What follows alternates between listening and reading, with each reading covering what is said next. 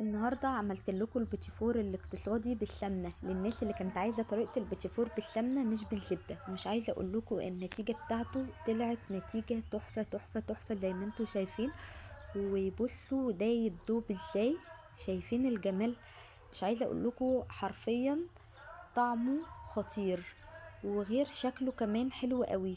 طيب تعالوا بقى انا هقول لكم النهارده نعمله ازاي ويطلع معانا بيتيفور مش بسكوت. تعالوا نبدأ مع بعض بسم الله.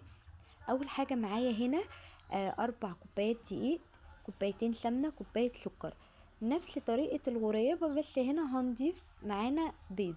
انا هنا معايا عدد 3 بيضات، بيضة كاملة و2 صفار بيض.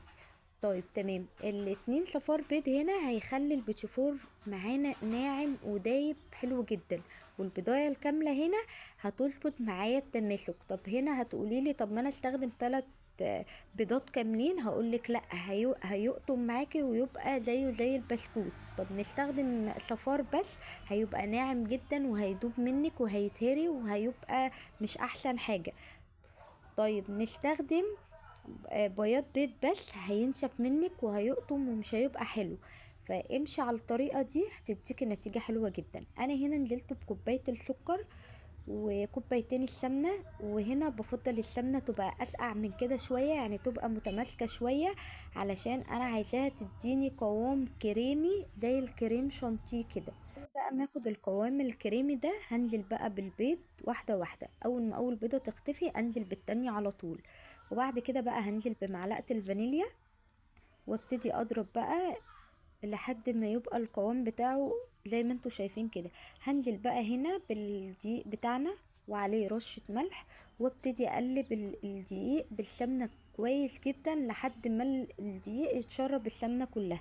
بصوا العجينة بتاعتنا طرية ولينة ازاي، انا عايزة العجينة بتاعتنا بالشكل ده. انا هنا عملت تيست لكام واحدة زي ما انتوا شايفين، بحب اعمل تيست الاول قبل ما اشتغل في الكمية كلها. بصوا الشكل بتاعها حلو قوي ازاي. هنا هجيب شوية عجينة، انا هعمل كام واحدة بالكاكاو، هحط معلقتين كاكاو خام كده وابتدي اقلب.